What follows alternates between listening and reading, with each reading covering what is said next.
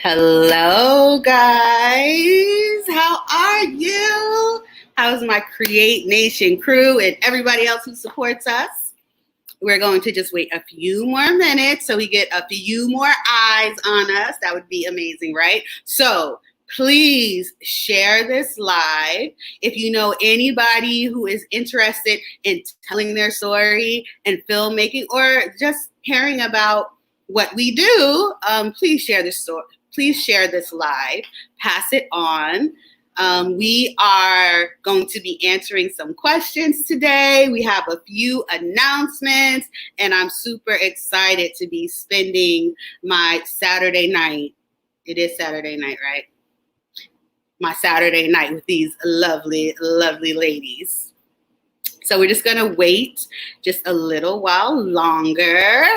And then I'm going to bring in my partner in crime. How are you guys today? How is everything? So you guys know I love stars. So I'm going to be saying this, okay? If you follow me on Facebook, you know I put stars in everything. And my thing is shine on, shine on. So please drop me some stars. I would love to see some stars in the comments. Let me know you're here and you're ready and you're excited and all that stuff. So let's do some housekeeping rules, okay? So you guys know, I always talk about it. I'm a cancer survivor.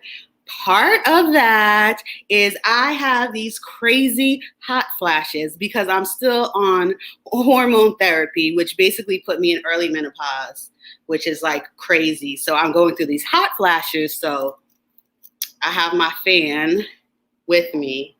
Wrong way. My fan, okay? Because I got this wig on, I got this hat on, and I might need to fan off. So just some housekeeping rules. I don't want you to think I'm being crazy or anything, but the hot flashes are real. And one day I'm going to talk about my pink lemonade movement, which is all about breast cancer. And I'm going to talk about how much your body changes. So you guys get your questions ready. If you are a filmmaker, an aspiring filmmaker, if you are a creative, or if you just want to learn how to tell your story, you know my motto is you have a story, now tell it. You never know who you're going to heal, who you're going to help, who you are going to inspire, and it just may be you. So if you have a story and you just want to find out how to get it out there, we're going to talk about that because it is not easy, but it's definitely not as difficult as it may seem. Okay, awesome, guys. Thank you for the stars. I love the stars. So I'm going to bring on B.Danielle, and we're going to get this party started. Remember, please share. Please invite. Start a watch party. Spend the evening with us. So, B.Danielle, are you ready to come in? Hey. Hello. So first of all, okay, I can't even start this without acknowledging your hair. That you okay, guys. being able to wash. Not only now it's not laying down. Not only is it very, very colorful, but this is nothing new. You've always expressed yourself in hair color. But you combed your locks out. Yes, I did. And I supposedly made a documentary. Oh, I can hear you. Huh? What'd you say? Okay, now I could hear you. I couldn't hear you for a minute. I said I supposedly made a documentary about it that's sitting in my iMovie right now that I have yet to edit. Yeah, I'll do that. Oh. I'll put it out. Well, we would love to see that documentary. We know that there are so many beautiful locked and loaded ladies out there who, maybe be a little intimidated about combing out their locks. They had to and go. So, our hair journey is beautiful. So you look great. I'm loving the glasses. I can see. So, guys, I'm hearing a little bit of a delay from BD. Can you let me know in the comments if you hear a delay as well? Because if so, then we'll take her out and bring her back in. It might just be me. Can you talk? Oh, sure, I can talk. Okay, cool beans. Okay, so let's talk everything indie film. It's so funny because today in my Create Nation group, I put up a post about a sizzle reel. And I was very clear. I'm like, if you are an independent filmmaker and you want to have full control of your creation, then this is not for you. If you want to sell your concept or your story, then learning about what a sizzle reel is important. And you popped up right there on the comments talking about, nope, I'm an independent filmmaker. So I kind of wanted to talk about that. Let's start with that because a lot of times people think indie or independent filmmaker means that we haven't made it yet. And that is not the case. So tell me about your definition of independent filmmaker and why you want to stay in this lane. Well, to be honest with you, I think a lot of people feel that independent filmmaking hasn't made it because there's a financial amount attached to that. Mm-hmm. They feel that if you're not making all this money, then it's not a career, it's not sustainable. Right. But if you think like that, you're not a filmmaker, anyways. Say that. I mean, because the reality of it is, we're not making films to make money. Does it generate money? Of course it does. But we didn't start this journey because we were looking for instant money. Right. And with your post was about the difference between wanting financial gain and the difference in wanting storytelling freedom. Yo, yes. So for me, being an independent filmmaker means I am independent from other people's thoughts. I'm independent from other people's visions. I'm independent for everything outside of the idealism that I want to portray. Right. So but we're highly successful, Are we rich? No, but I'm rich in other ways, So it's about your mentality. It's about how you internalize what you want to do. Is that then that comes across in your work? Absolutely. Like success cannot be quantified, at least in my world, just by money. And it's very interesting though, because it's not like, I'm all about killing the notion of the starving artist. So we're not starving artists. Okay. And we're able to bring an income from what we do. However, I think that people are like, oh, you make movies, you must have $1 million, which, we're getting there. Don't question it, but that's not necessarily success. And for writers especially. Right. Writer filmmakers, because there are some writers who are just like, I'm writing this story and I'm divorcing it. And then there are writers who are filmmakers as well. Like when you write and you produce, it is your baby. Right. And you want control or at least a seat at the table. And that's the issue, because when you write for someone else, like when I'm hired to write for someone else and I give them the scripts and it gets produced and I see it and it's different, you're like, that's not the story that I told. Right. But when it's not yours, it really doesn't matter what you say. The moment you give it away, what you have to say no longer matters unless they hire you to be the on-set writer and all these different things. Right. But ultimately, to write for yourself is a different type of freedom when you're a filmmaker. Right. Because even when you're a director, you're directing somebody else's work. It's not the same feeling as directing your own words. Absolutely. One of the things that I think is important for us to share, especially with those who maybe they're poets and they're thinking about adding visuals to their pieces, or they write short stories, or like I said, they just have a dynamic story they want to tell. One of the things that I think is important is kind of breaking down the different roles in filmmaking. Because so in film school, I tell people this all the time, okay? When I was in film school, what I learned, it was great. It helped to shape my the way I execute. However, being on set, real life, dealing with those issues, that is what truly made me a filmmaker. And in the indie world, we find that you're wearing multiple hats. And so I think that is something that we really have to stress. You know, sometimes I talk to aspiring filmmakers and they're like, so I need a producer, I need a PA, I need a first AD, I need my camera crew, I need a gaffer, I need sound crew. And I'm just like, but our budget is what? I say, you know what my favorite line in the world is, anytime you bring a project to me, I say, who's paying for this?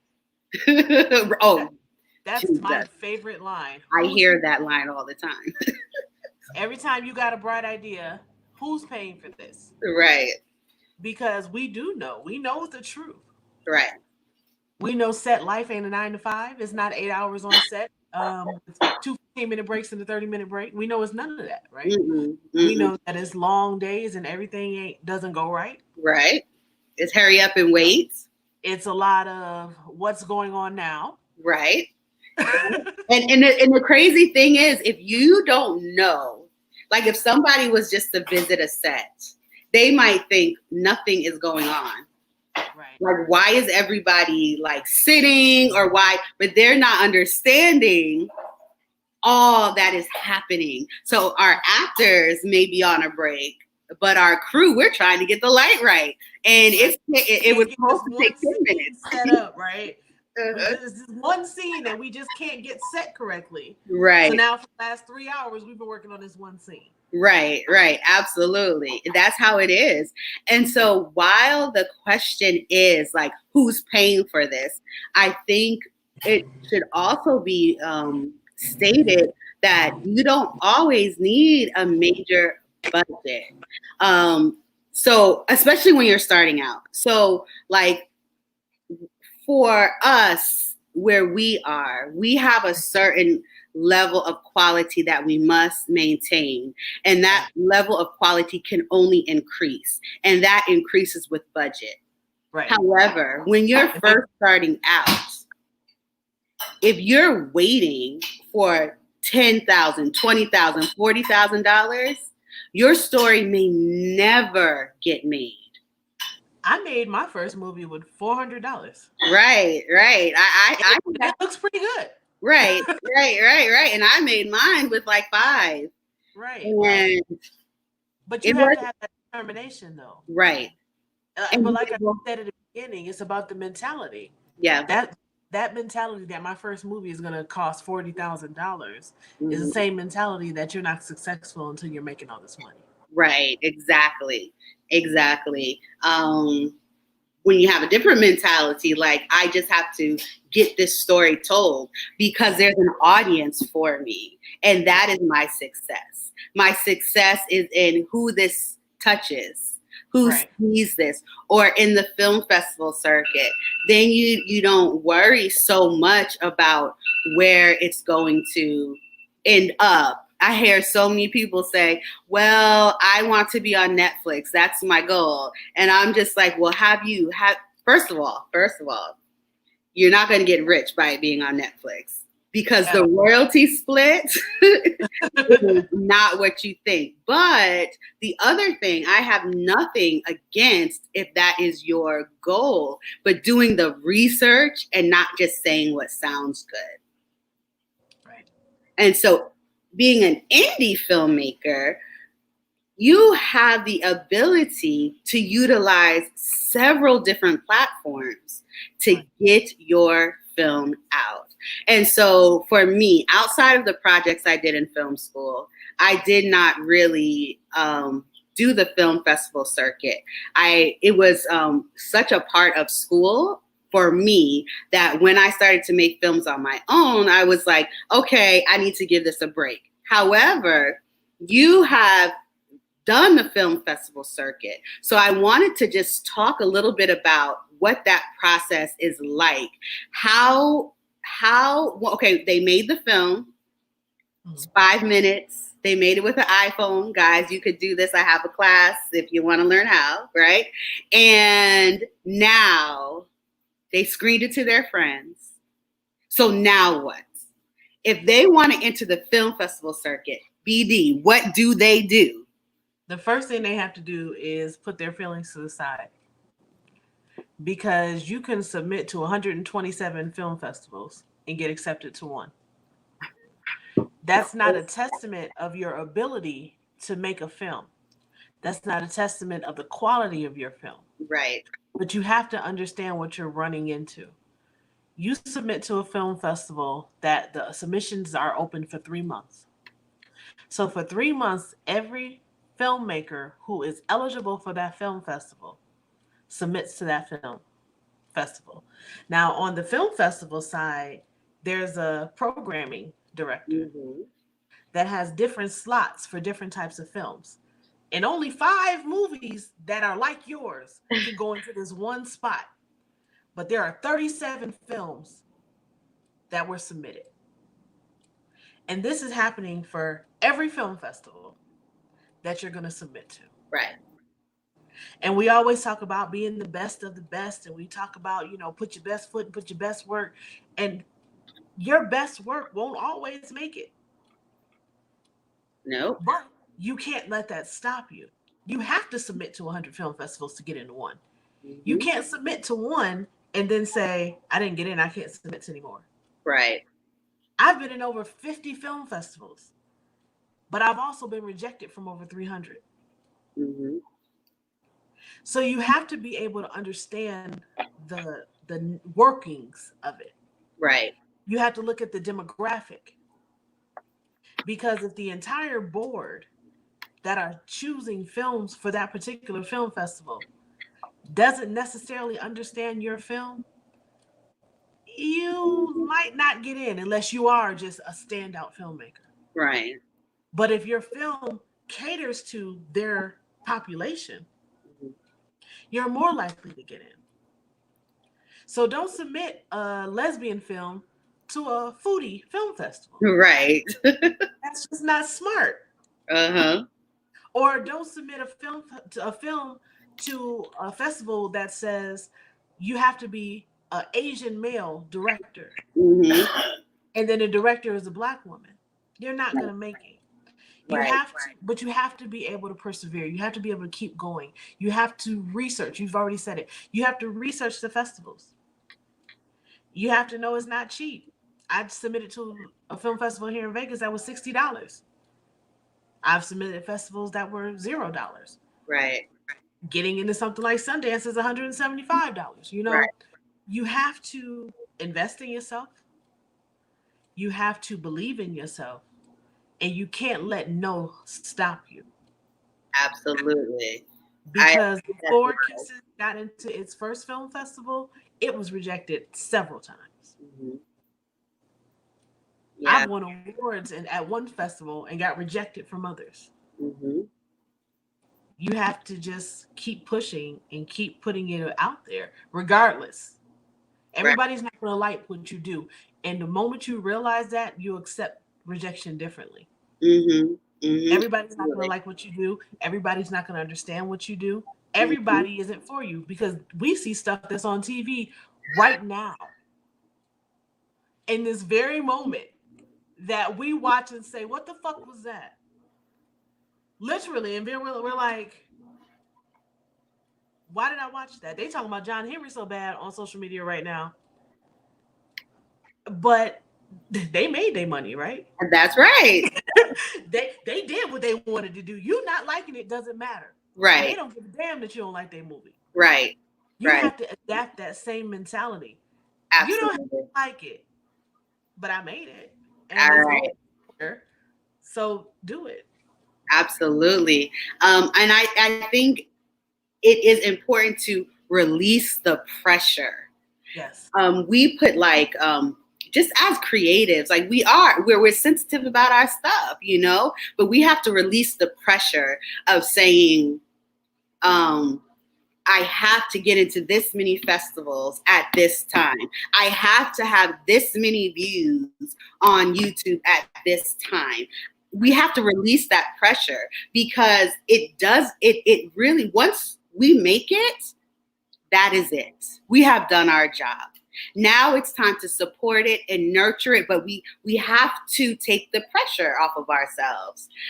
If I looked at every negative comment, if I looked at every mistake, if I looked at every moment where there was bad acting or there wasn't continuity or there was a crazy edit, and I let that define me as an artist, I would not still be creating. Right. And I think that our indie filmmakers, especially those who are starting out, just starting and completing is an amazing task. I know people who they talk all day about films and never make it. That's true. And they're the most critical. The ones who've Yes. never completed a thing have the most to say about the flaws in somebody's completed work. Right. And Right. they never wrapped a project in their life. Right. Absolutely. But we live in a society, we live in a space where being the numbers matter to people. Right. Right. And that changes because people younger than us, right? They're coming up. This is all they know. Right. You know a life before views mattered, Right. right? Right. So it doesn't matter as much, but to somebody younger than us, that all they know is I need Instagram likes, I need this, I need Right. followers, I need these numbers to sustain To validate my you. success. You know, I need to in order for me to stay here, my numbers need to be here. Right. And they don't know anything else. Mm-hmm. You know, and I think that's unfortunate, but if we talk to them and we get them to understand, just because your movie only got 500 views doesn't make it any less of a great film than the Right. one that had 25,000. Right. Absolutely. You know, if we educate, it's all about education and Mm-hmm. getting people to get over the hump of popularity. Yes. Absolutely. You know, like the hump of popularity and being seen. Right. Because that's not, again, if that's your mentality, being a filmmaker is going to be difficult for you. Right. Absolutely. Because, you know, I know some filmmakers who, you know, their first project had hundreds of thousands of views, millions. And then their second project did not. Right. And then they didn't feel like it was as successful because it didn't bring in that same type of cult following or fan base. However, the project, if you look at it, you know, it's a completely different perspective and holds just as much weight as Right. one. Sometimes more weight. But it's like that. It's always like that, though. Mm-hmm. You know, we have all these projects. We both do. Right. Whether it be together or separate. Mm-hmm. We have all these projects, and one will catch the eye of all these people, and then the numbers will change. And one that we may think is better, Mm-hmm. you're like, well, why nobody watching this? You're like, what the hell? What we do? At what point, like, where do we miss the mark? Right, right. Absolutely. But also, we've been in it longer. You know, Yeah. just like today, I showed you Never Forget from 6 years ago. Right. Which is crazy. Right. Me. Right. But we've been doing it for so long. Absolutely. And still like babies in it, but still doing it for such a long time to have knowledge Right. that it's like, well, the reality is we see things different, we move different, so we expect different. Mm-hmm. Absolutely. Absolutely. And I think that's why it's so important for us to talk about it. Because, you know, 10 years ago, 8 years ago, 7 years ago, we didn't see people like us making film, let alone on a platform where they were so transparent about talking about it. There's no competition. There's room for everyone. So I think it's so important that as indie filmmakers, especially as women indie filmmakers, that we Women of color. Women of color, yes, that we talk about it, because I know there's somebody out there who has a story. They feel the same itch and burn that we felt, but they don't know how to get started. And there's no easy way. Like, we can't say this, but you do this, but all we can say is just do it. Yeah, you have to. You can't look for a manual, right, to tell you how to make your first film or how to take that first leap of faith. Right. You have to have the drive. Yeah. You have to be willing to manipulate, because that's what it is. To be able to manipulate yourself and to realize that you can achieve this. Right.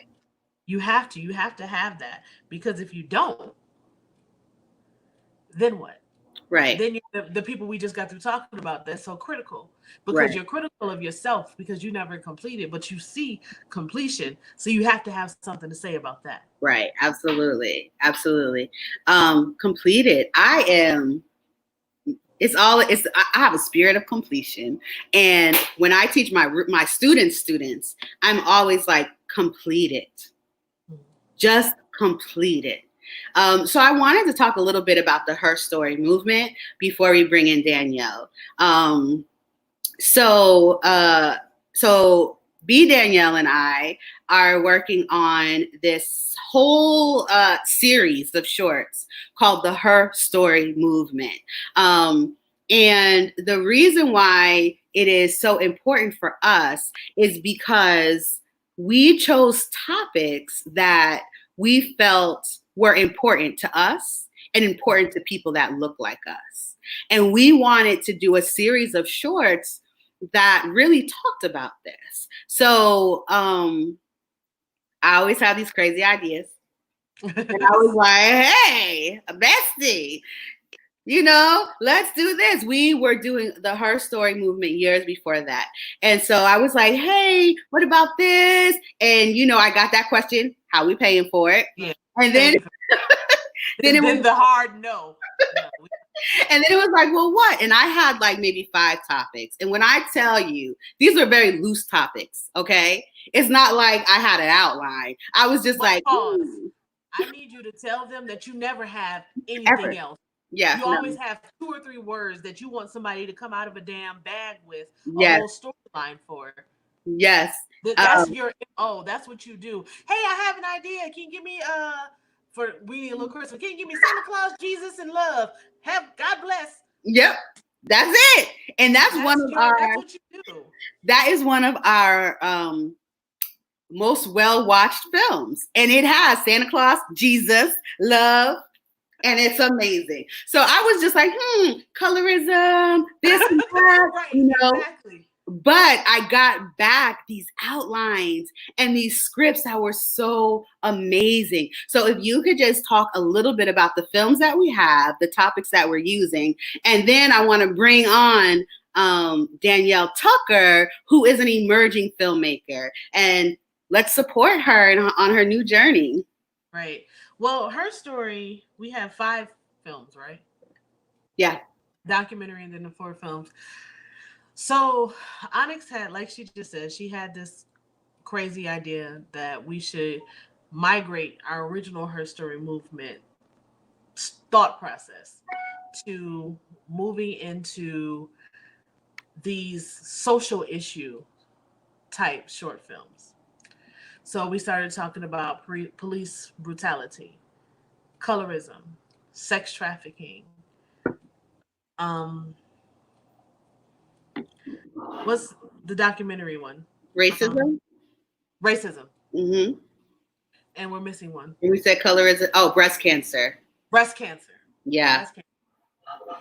So we came up with, let's start with the breast cancer one, because in the midst of this, she was going through breast cancer. Mm-hmm. So it was, but I always want to tell the story from a different perspective. Right. Every breast cancer story that we've seen thus far has been told from, the family and all these different, all these different pieces, but never from the fear of the person with it. Right. So when I wrote The Call, we looked at the idealism of the friend gets the call, but remembers the conversation and what it's like to be the best friend of somebody who knows they're dying. Right. And it's about that, the relationship. Oh God, Yeah, please. I'm getting emotional. Okay, I'm sorry. Go ahead. Oh God. Nevertheless, that's The Call. Then we have Cry Black Girl Cry. Uh, Is about a young black girl who is darker toned, who has a mixed mother and a black father, who has been placed in these different situations where she's the only melanated child and she continues to be bullied. But her mother doesn't understand. Her right. mother will never understand because her mother will never look like her. And she thinks she understands, but She thinks she's black enough, but she doesn't understand when they look at them, they see two different things. So the conversation between the mother and the daughter. And then when we did the sex trafficking one, well, we didn't do anything. When I did the sex trafficking, it's called Day and Night. And I didn't want to tell it from the person being trafficked. Again, we see that. right. We always see the victim. Mm-hmm. But there are so many different levels of being a victim. And this one tells the story of the person who knows the life, and helps in the aiding and abetting of taking sex victims. Mm-hmm. And then my favorite, which is Black Privilege. Oh, my favorite too. Police brutality.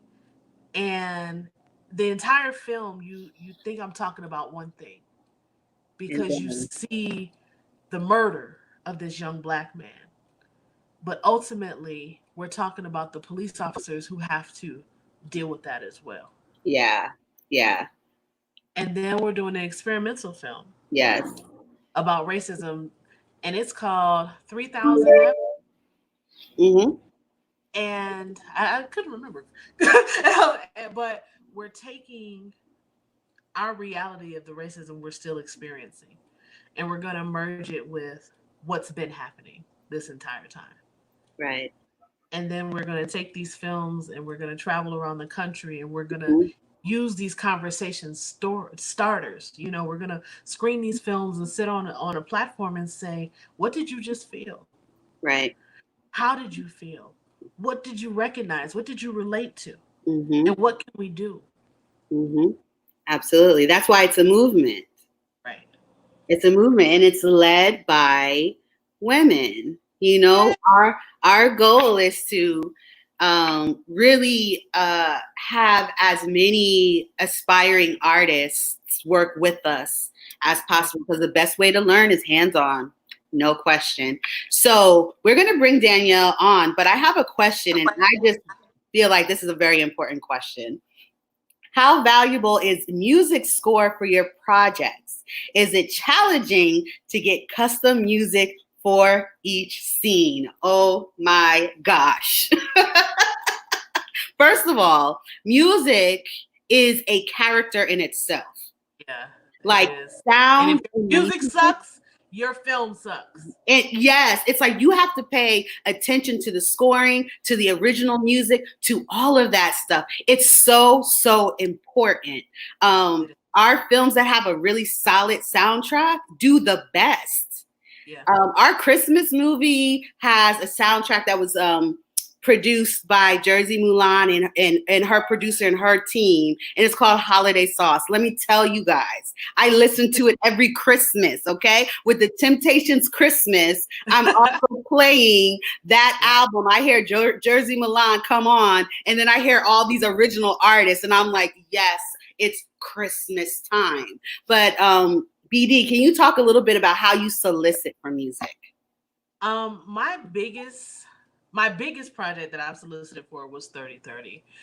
And the biggest thing I wanted for that was we wanted Black lesbian artists to give us their music so that we could showcase it and get them noticed on a larger platform.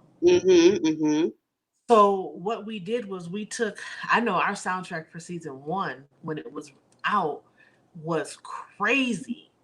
Yeah. Because people were so eager to get their music out there. And usually what I end up doing is building a rapport with these artists. Because now I'm using your music, so you got something new coming out, I got a new film. So I usually hit up a few people and say, hey, I'm gonna ask you first before I put it out there. Right. So if you notice, I have a lot of not a repeat music, but repeat artists. Right. Because I want to continue to make sure as they grow, I need their audience to grow as well. Because just as you said, the easiest way for us to build our tribe and get everybody where we are is to take them where we go. Right.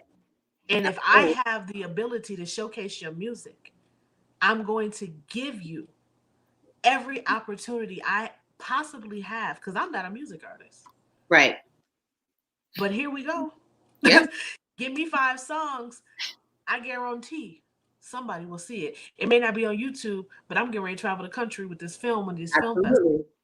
Absolutely. Like when this was in Kentucky in February, before all this happened, and watching my documentary Parallel, and I hadn't seen it. I forgot. And Black in America by Kid for Life came on. And we're sitting in an all white, basically, movie theater. And the song plays about being Black in America and what it means these days to wake up and be scared that you won't come home. Right.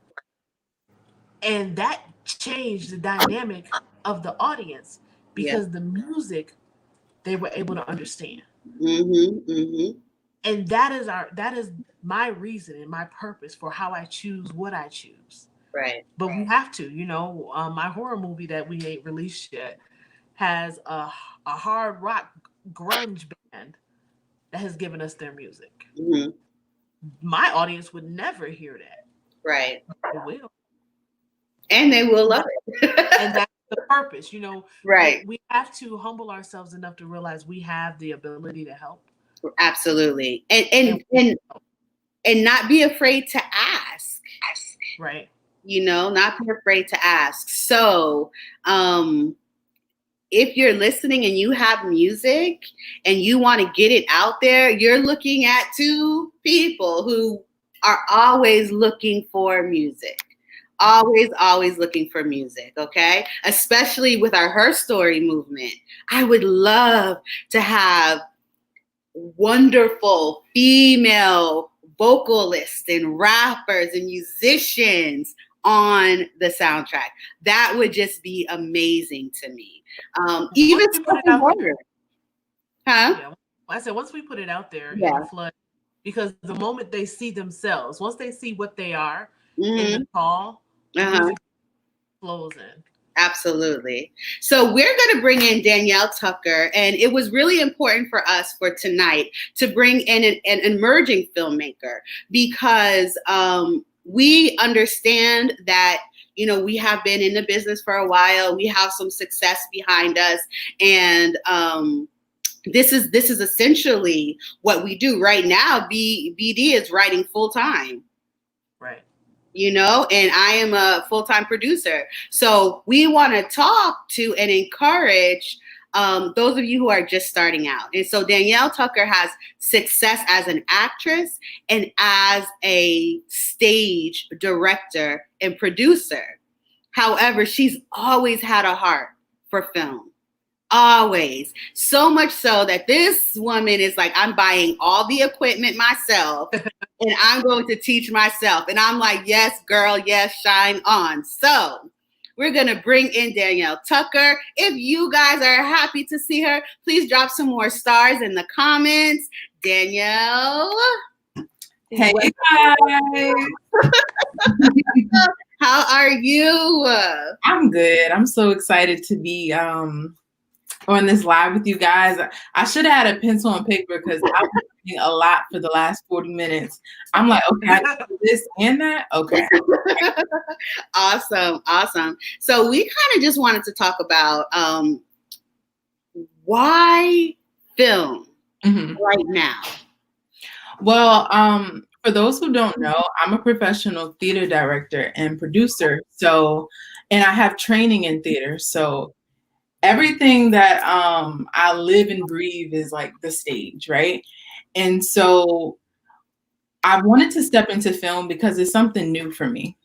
I love learning. And then I know it would reach a broader audience. And I've decided with film, I want children to be my target audience. I want to introduce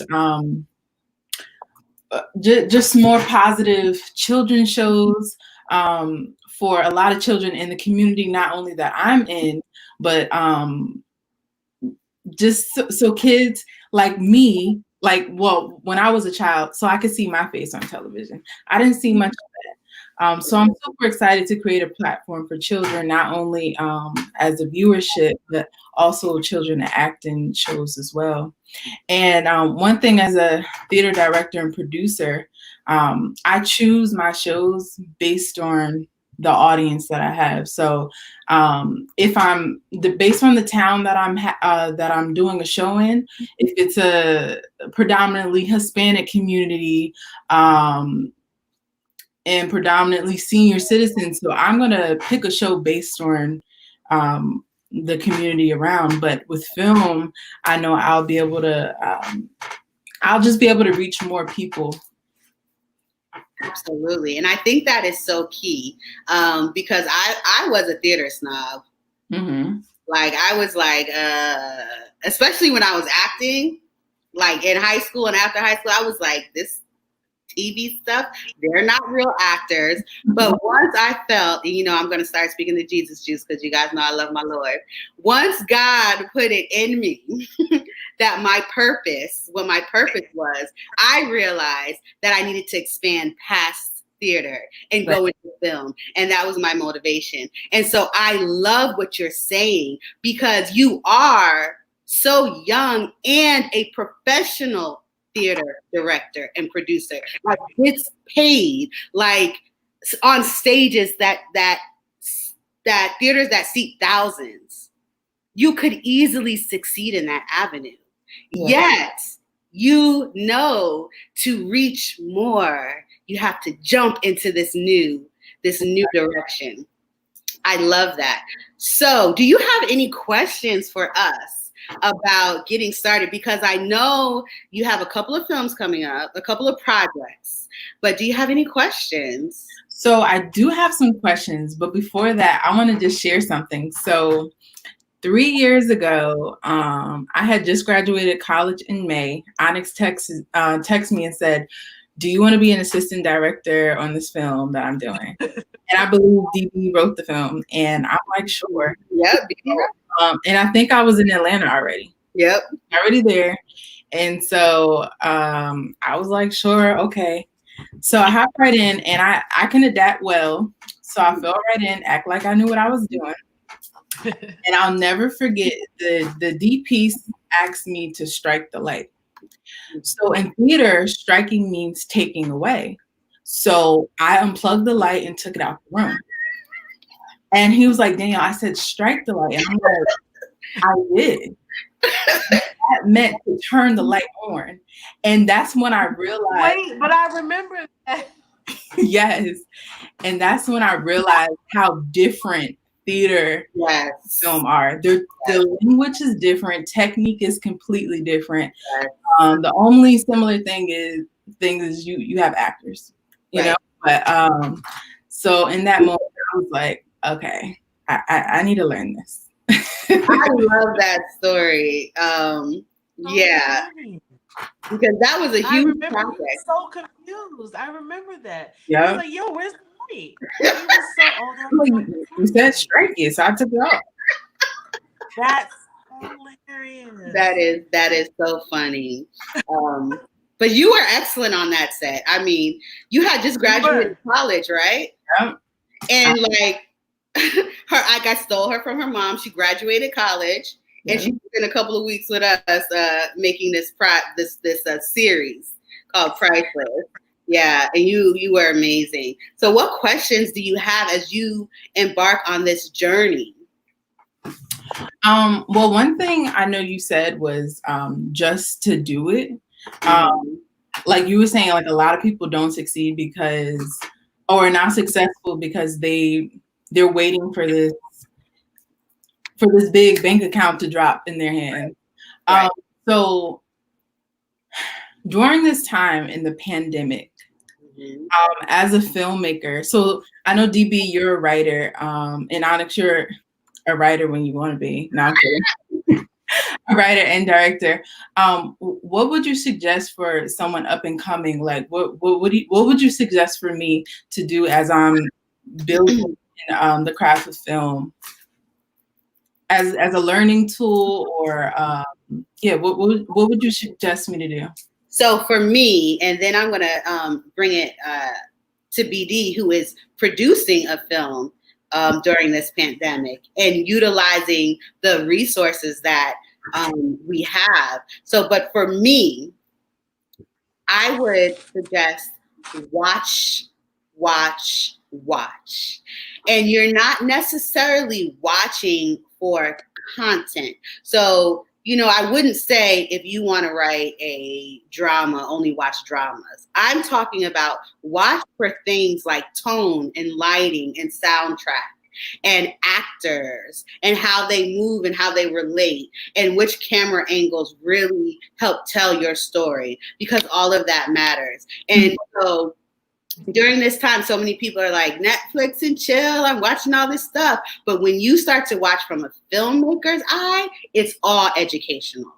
Right. Like if you're into documentaries, like this is the perfect time. Binge watch documentaries. Kids shows, binge watch kids shows and start to learn some of the structure and some of the things that make them successful. But don't let the pandemic stop you. So B.Danielle Watkins, action. Because she knows I don't watch anything. Right. As a writer, I try to stop myself from being unintentionally exposed to other people's way of telling stories. But what I would tell you to do is now during the pandemic, they've opened a lot of online classes up for free. Yep. There are a lot of film courses. There are a lot of different things that are available that teach you, if you've never done it, they teach you the basic idealism of what it means to make a movie. Even if it goes through small modules of, okay, this is producing, this is directing, this is casting, this is on-set language. Just like you just said, you didn't know what striking was. You can't get to a spot once it's time and say, okay, how do we say action, or what do I need to do? Who do I need to? But the sound never got cued. Right. Just the fundamentals of it. If we were in a different space, I'd say go be on a set. Mm-hmm. Because unfortunately, my first time learning how to film, I had never been on a set before, and I had made a whole film, and I was on set, and the DP looked at me and said, "You gonna say action?" Oh, I thought that was all they did on movies, on TV. That's real. I got to say that here too. You have to, before you do anything, you need to know the fundamental of it, whether it be playing basketball. Right. You can't go on a basketball court and not know the fundamental rules of the game and think you're going to succeed. Mm-hmm. So I would take this time where we can't do anything, because it doesn't matter what we want to do. We can't make a movie unless we do the craziness that I'm getting ready to do. But take this time to educate yourself on what it is you're doing. Take this time to educate yourself on the format of a script. Mm-hmm. All these simple things that are no longer simple when it's time to get going. Right. That's very important. Definitely during this time, I have signed up for a few classes. I've been doing the masterclass series. Mm-hmm. And one thing I watched the Spike Lee masterclass, mm-hmm. and he was explaining, and something I definitely plan to do, he was like, always hire or have a team that is more experienced than you, so that you can like always give them. Oh yeah.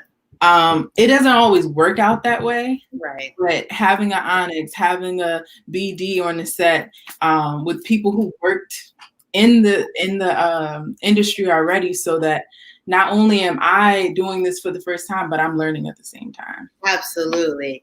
And I would I would even take it a step further and saying, if you don't have access to people who are way more experienced, get a team that's passionate in what they do. Right. So don't just get if somebody's passionate, their level of skill doesn't matter. Their passion will drive them to be able to exceed and meet your expectations. Don't get somebody who isn't passionate about you. Get people that are more passionate and more excited about you. So if you can't get the expertise level, get somebody that reads your project and just wants to be a part. Right, absolutely. Because they're going to do their work. Or somebody who maybe they're not experienced as a DP, a director of photography, but they love camera work. And they're so excited and hungry for the experience that they go do their work. Because when you have that passion, that's what matters. Because the thing is, like, I am not passionate about writing. Can I write? I can write. I'm not passionate about writing. I'm not even as passionate about directing as I used to be. What I'm passionate about is producing.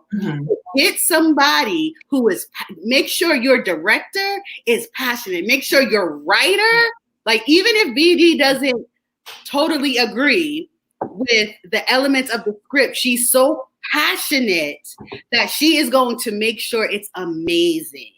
So even if you don't have people who are experienced, get people who are just as hungry as you and people who believe in you.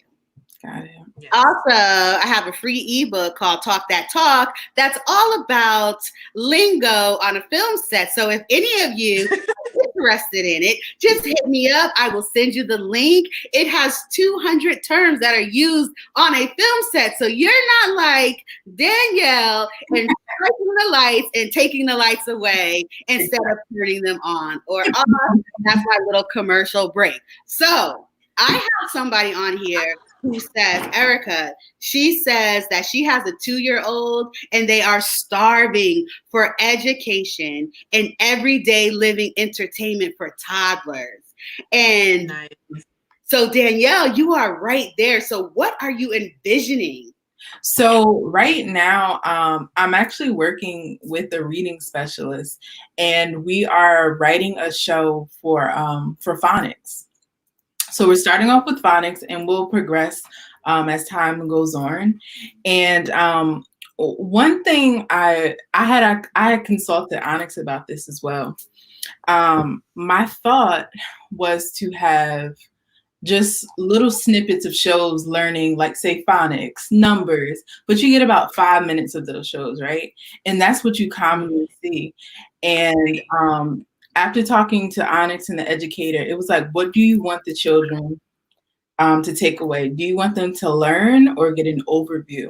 So what I'm doing with these shows is I'm making sure that when they finish watching the show, and it depends on their what level they're on, that they'll walk away learning something and walk away with activities that they can, work on at home, rather than something quick and fun. It may be a little longer and it will still be fun.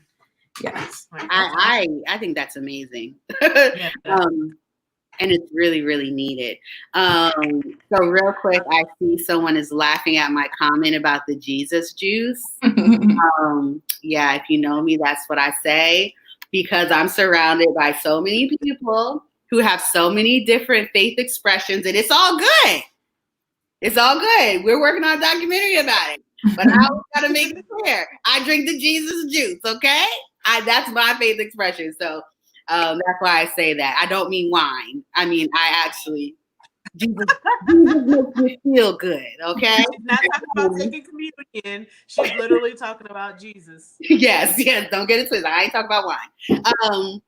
So Danielle, what is the scariest thing about embarking on a filmmaking career?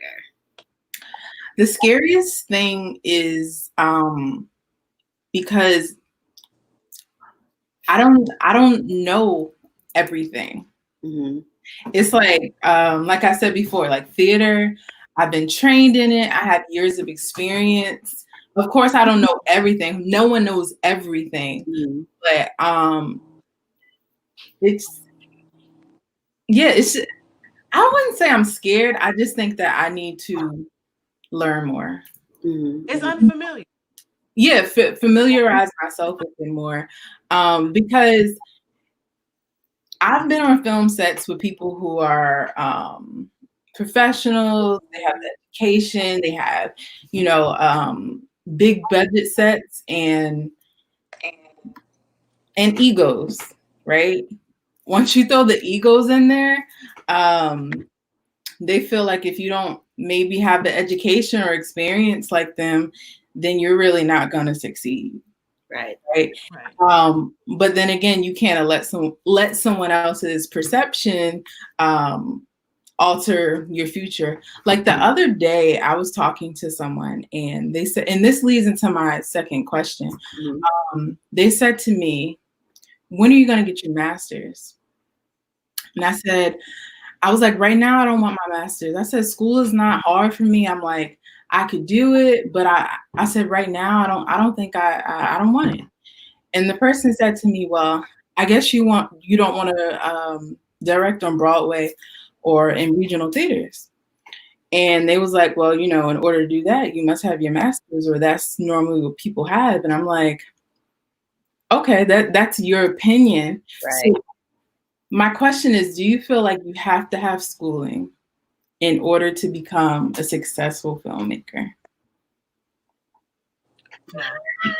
Not at all. Because schooling is good for, again, foundation, right?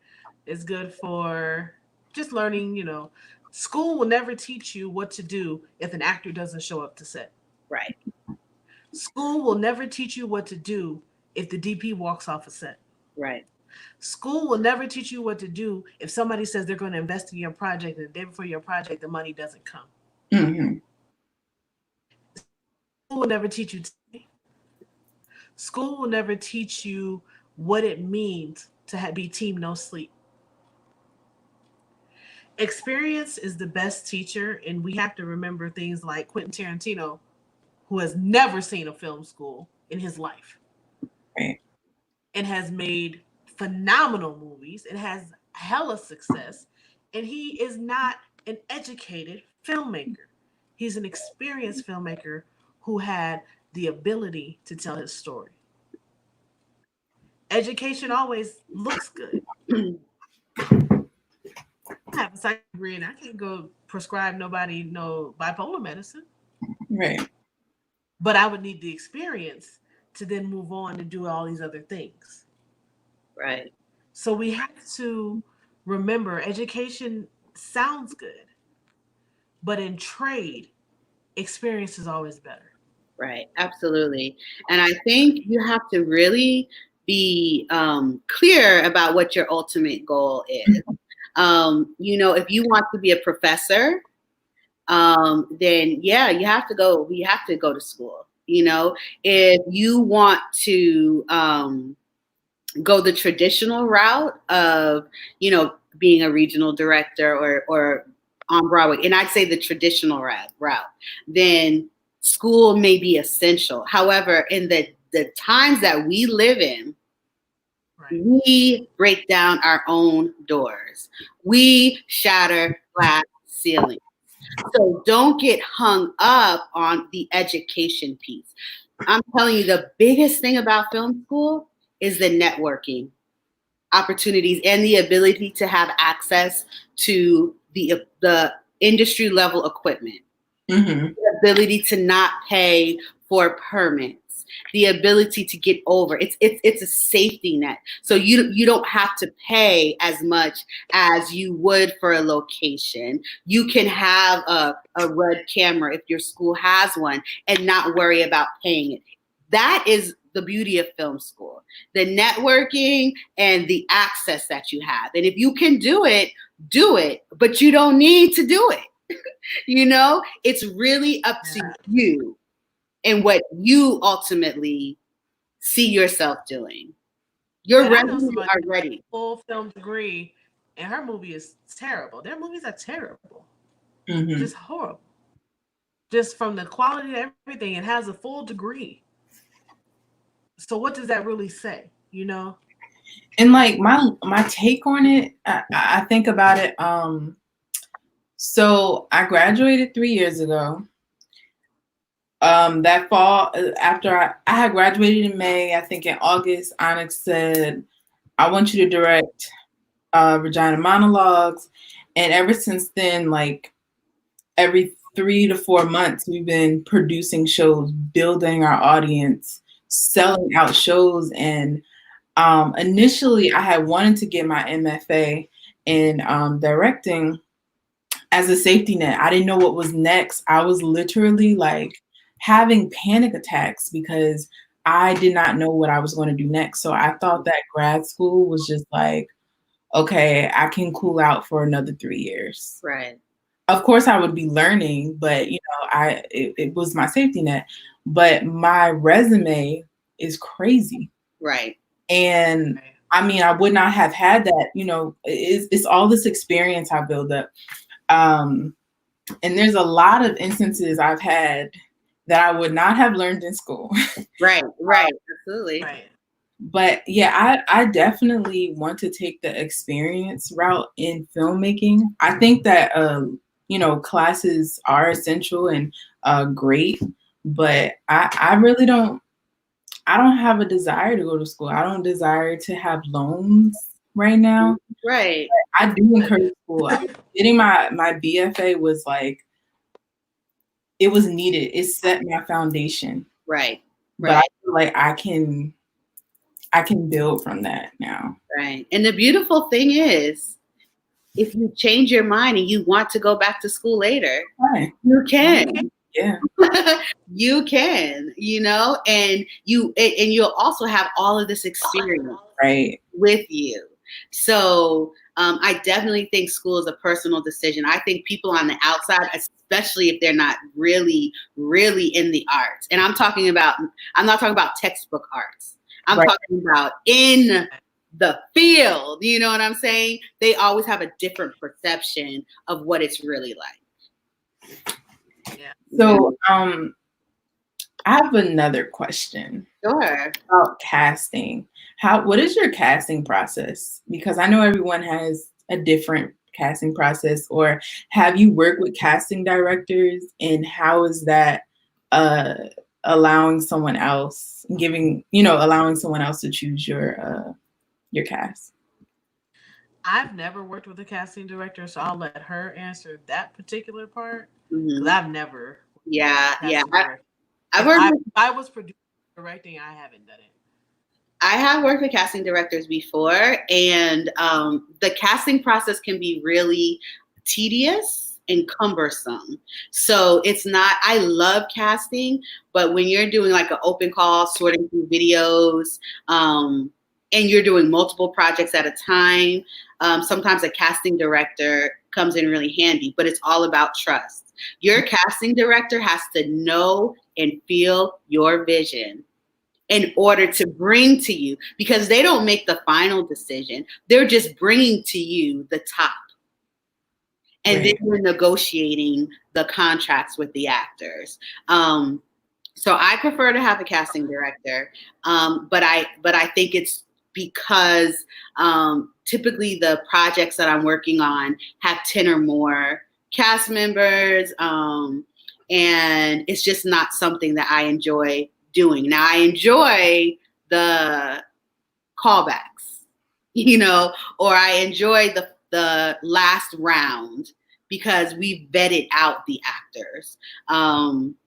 Yeah, and especially where I am in Atlanta, because our industry grew so fast that also this concept of being an actor is very different than like being from New Jersey and New York, where people are studying, they take their craft seriously. Like I would sit in casting sessions where people were like giving me a selfie and they were doing a monologue from Medea, you know? And so I couldn't take that vetting process anymore. So that's why I brought on a casting director.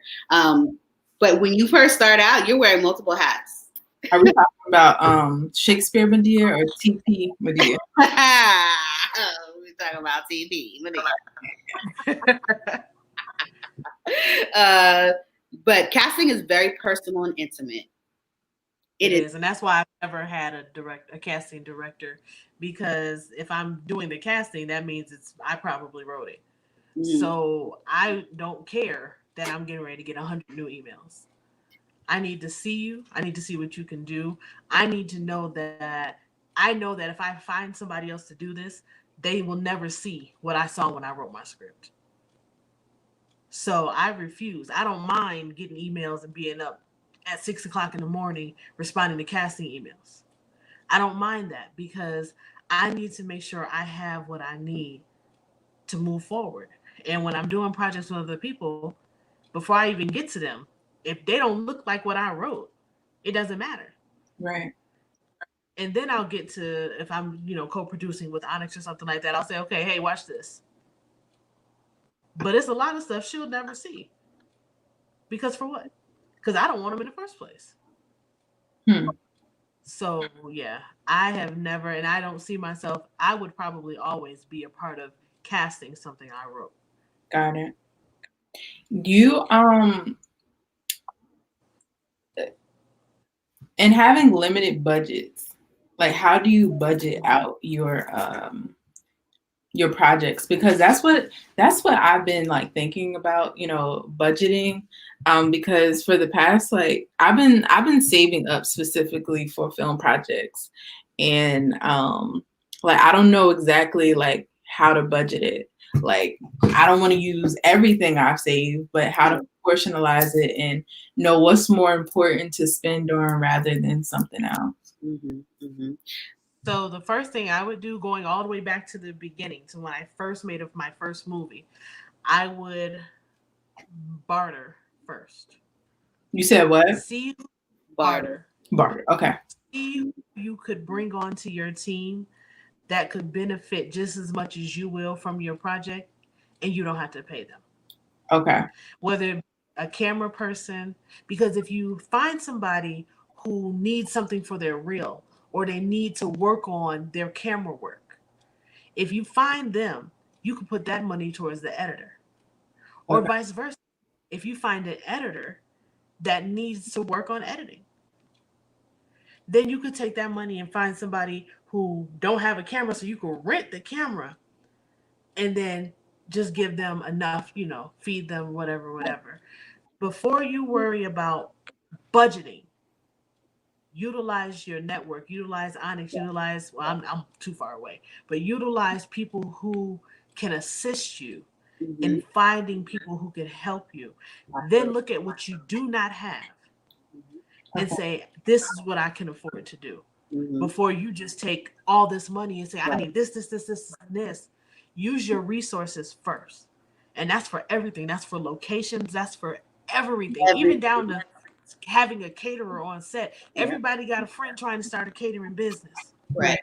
As opposed to calling Famous Dave saying, hey, can you cater this set? Right. You can call your friend and say, I'll give you $100. Can you feed us? Mm-hmm. Yep. So because of where you're starting, hell, I do that now. And we have the larger budgets. And I still say, hey, you starting that food truck? I got a couple dollars. Can you work with us?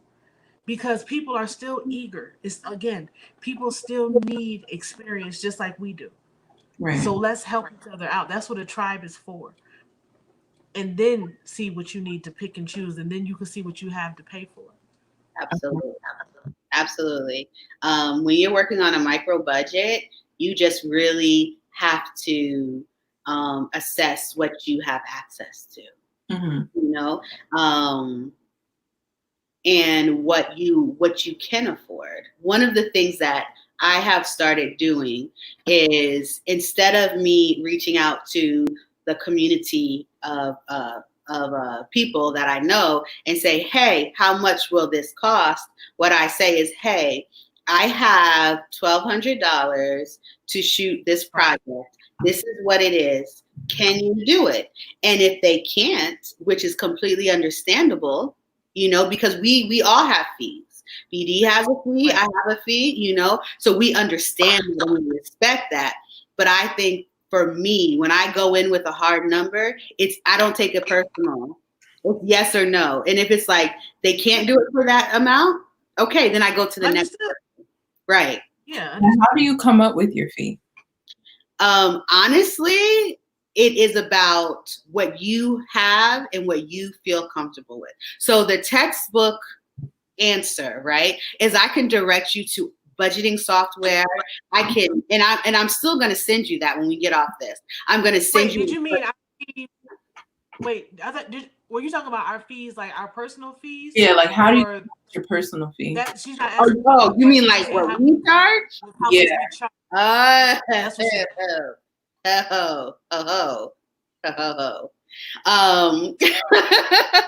Well, for me, I really have to take into account the amount of time that it takes from my life. So, for instance, if my fee for directing a musical and my fee for directing a play, a straight play, is totally different. Because when I direct a musical, we're looking at 12 weeks as opposed to 6 weeks. When people have an option. They can hire me as a consultant for a film project. They can hire me as a producer, or they can hire me as a director. And each one of those has a different responsibility. And so it's a different fee. So it really is weighing your experience, your reel, your references, and, you know, giving that price. Because, you know, when I first started, I couldn't be like, hey, my fee is $7,000 and I don't have a portfolio. But now when I walk into a room and I'm like, this is my fee, now I have a portfolio to justify why you're paying me this, because you know you're going to get quality. Mm-hmm. Yeah, and for me, see, I have a writing package that goes from short films to writing a full series. And it goes from by page. Do I have to develop your characters? What is it going to take? Are you going to hand me a developed story and all I got to do is write the script? Or are you going to call me like Onyx does and give me 3 words and tell me to figure it out? Because if you're going to do that, you're going to pay me more, because that's going to take me more time. Right. And then every year I put out new projects. That next year my fee goes up. Yeah. Because my experience has changed. Yep. So the amount of money you're going to pay me in 2020 is nothing like what my fees list looked like in 2015. Right. It's nothing like it. Every time I level up in experience, my prices level up that next year. Right. Now, I don't charge Writers Guild's prices because I'm not in a guild. I can't. But I do charge indie prices on the higher end now because I've gotten there as far as writing is concerned. Got it. Right. One of the things that I started doing really early on, and this is in the theater world, Danielle, so maybe this can give you some insight, or for anyone who's watching, because, you know, when you're working on a project, sometimes there's not a big budget. So I would always start with a percentage of the budget. If their total budget was $5,000 for their entire film, then I would decide, okay, this is how much is going to go to me as a director. And then I would always write in 10% of the ticket sales. Okay. So it's like they may only have, let's say, $500. I mean, I would not direct for $500, but let's just say they had $500. I would say, okay, $500 and 10% of the total ticket sales as well. So it's just a matter of, as you build your portfolio, really looking at each client and seeing, okay, is this worth it? Mm-hmm. Is this going to be something that is going to help my resume? Or Okay. is it going to be something that, you know, is just going to take up my time? Because as a creative, all you have is time. Like, your time is very important. yeah. Realize your time is important. Yes. Now, when you're bartering, you know, because there are times that I write and I don't get paid because there's something else involved, but your time is important. Yeah. And as long as you value your time, other people will value your time. Mm-hmm, mm-hmm. You have to make yourself as important as you know you're getting ready to be. Yes. Period. You have to take yourself that serious because this is serious to you. Absolutely. If they say they can't afford you, just like we said other people, we say, okay. If they say they can't afford you, okay. You didn't lose out because you're valuing your time. Absolutely. Absolutely. Like in everybody's life, right? But especially when you're a creative, especially in this industry, our time is worth the absolute most. Right. You know, I cannot waste time on a film that is not going to ever get done, or there's going to be so much chaos and confusion, or, you know, I'm not going to waste my time because that time could have been used investing in maybe somebody else who doesn't have the same budget, but they have the spirit of execution and completion. And now we're off winning film festivals. Yeah, makes sense. Makes sense. Awesome. So there's two things that just we want to talk about before we wrap up. We have two really major announcements. First is, if you are not in the Create Nation Facebook, please go and join the Create Nation Facebook. This week, we're talking all about film. So if you are interested, we're going to be talking about how to edit. We're going to be talking about how to write, how to package. We're going to be showcasing films. We're going to be doing all of that.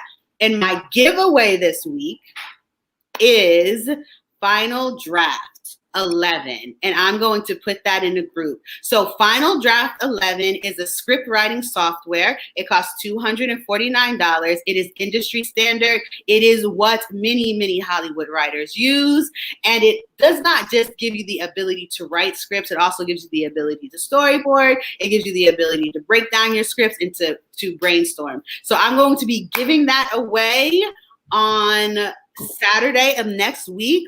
All you got to do is join Create Nation and invite a friend and tag them in the post, okay?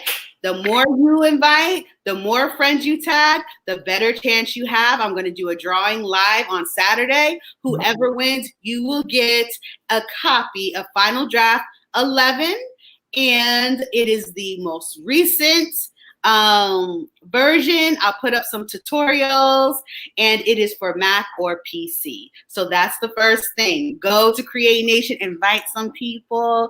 Okay. It's really a great software. And the second thing is, one of the reasons why I love having this conversation with you guys is because I love my men. I think men are amazing. But I also know how underrepresented women are in the industry. And I started this movement called Indie Pink. And Indie Pink is all about teaching girls and women how to tell their story. And we have our first film festival happening in October. B.Danielle is one of our judges, and she will also be featured. So you will get to see her work and ask her questions. And trust me, once you see her work, her scope of work, you're going to have a whole lot of questions, a whole lot more. So because we don't know what's happening with the pandemic, we will be planning for a digital festival. However, if we are open and everything is safe, then the festival will be in October. So everything goes up on Film Freeway on Wednesday, and we are looking for women filmmakers. Okay, independent filmmakers. We're looking for short films, documentaries, music videos, scripts. We're looking for women who have a story to tell. And we have a wonderful panel of judges, and we are just so excited to do this. Hopefully her story will be complete by then, and it can be featured at the film festival. So those are my 2 announcements. Indie Pink Film Festival is happening October 2020. It is going down. Danielle Tucker, I hope your films submitted to the film festival. I think I might just have to do that. Yes.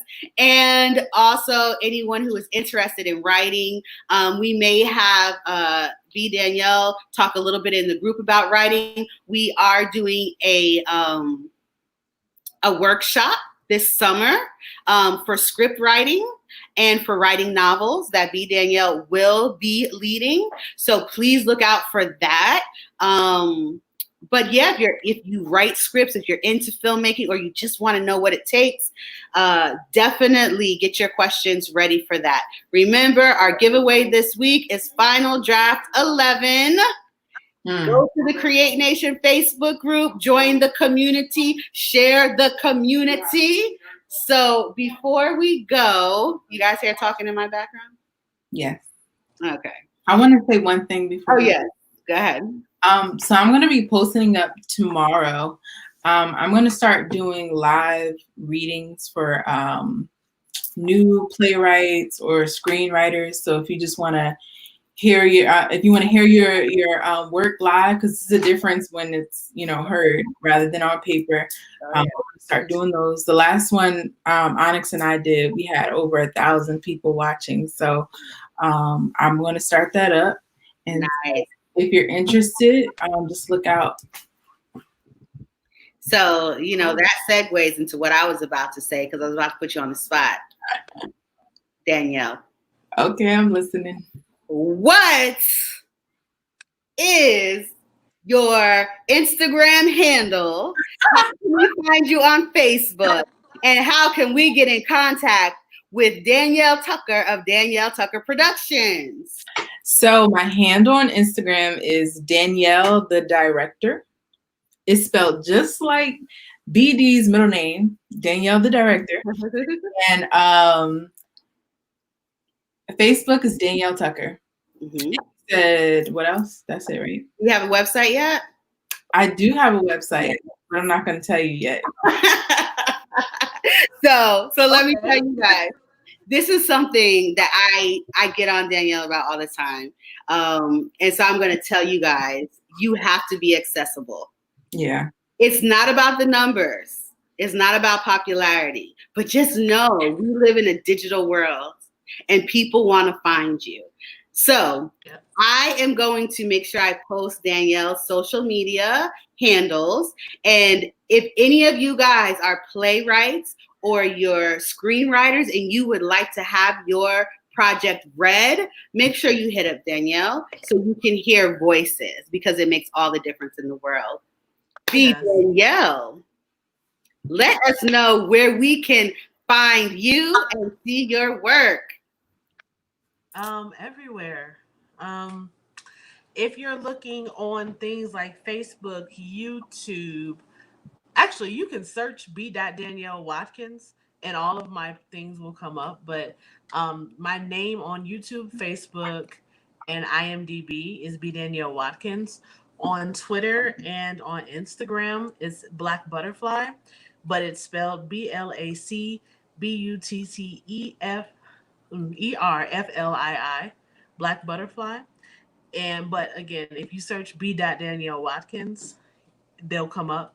My website is my name as well, www.bdaniellewatkins.com. Awesome. And can you tell us briefly about this latest project that you're working on? Yes, I am in the midst of producing and directing a film titled New Normal. When the pandemic started, we had to cancel 2 films. Yeah. And when I canceled our feature, the lead actress emailed me and said, "You should do something, with self taping during the pandemic." And I was like, "What the hell? Sure." I said, "As long as you help write it, because I got other things to do." But in that, I still had to develop the story. So we came up with this idea of, if the pandemic lasted forever, would dating look like? Mm. And we came up with being able to film an entire short film. It's about 30 minutes with all the actors. I have 20 actors in this film, and they are all self-taping each one of their scenes. Wow. I've brought on some dope editors that are down in Savannah, Georgia, who are going to take what the actors film and translate it to what I need it to be for it to be entertaining. And we start Monday. Nice. New normal. New normal. Very excited about that one. I'm excited about all your projects, but I'm very excited about that one because it's so now. And you're now. so in it. And I'm so in it. You guys know acting is my passion, but I mostly produce and direct, so I'm very grateful for that. And the role I play is a little not like you expect. So, yes. So, guys, once again, my name is Onyx Keisha. You can find me on all social media platforms, Onyx Keisha. My website for my classes and my academy is withonyx.com. I have classes on how to produce, how to direct, how to act. I have some coaching programs. Right now, we're really focusing on how to leverage YouTube to increase your impact, your influence, and your income. I've been working with B.Danielle's YouTube channel, and we are almost. It's her channel. We are almost at the point where she is going to be a YouTube partner. Wow. And be able to monetize. And that, guys, is a big deal. So if you're interested in that, hit me up. Let me know. I have packages that range from $200 to $5,000. But trust me, it is worth it. You guys, thank you for spending your Saturday. I love this energy. You guys are so amazing. Danielle, I look forward to everything that you are going to bring. Absolutely. I'm excited. Congratulations, Danielle. Welcome. Thank you. I love that. Congratulations and welcome. Wow. Welcome. Was that strange to say? No, but it's so true. Like, welcome. Welcome to the dark side. Beautiful dark side. No, but really welcome. And congratulations on taking this leap, because it's not easy. And so we're really excited about you, and we're really excited about all of those who are watching us who are thinking about taking the leap. Use Danielle. Thank you, Onyx, for guiding me. You're welcome. Bullying, guiding, pushing, whatever you want to say. All that good stuff. However you want to say it. I just know that you're successful. I feel like if people think you're amazing as a theater director, they have no idea what you're about to do in film. Honestly, they have no idea. I'm excited. Awesome. And B.Danielle, thank you for always just being crazy with me. I texted her, I said, listen, you want to go live tonight? I just feel it in my spirit to talk. I was like, sure. So thank you for not just being, a great friend and a great bestie, but also just for being so dedicated to your passion. Like you teach me how to be unapologetic in my art. And I truly appreciate that. And, you know, I already think you're amazing. You have amazing work. That's not just because I love you. That's, you know, I have to read hella scripts. Like 30% of my job is reading scripts. And I'm like, pass. I'm like, I'm so spoiled. Oh, and I want to say this. I have Comcast. I was on demand. And I typed in 3030 and it came up. Just You're 3030. On Comcast. I typed it in and it came up the same. If I could do the Millie, whatever that's called, I would do that. For those of you who don't know, 3030 is a sitcom that is created, produced, and starred in by B.Danielle Watkins. I directed it, but it is an amazing project. So to know that you can type in 3030 on Comcast and see what was created is amazing. My iPad has 3%. You got to wrap this up. Okay, I'm done. Thank you, guys. If you have any questions at all, please hit us up. We'll answer you later. Guys, I love you. Thank you. Everybody out there, thank you for spending your Saturday with us. Bye. Bye.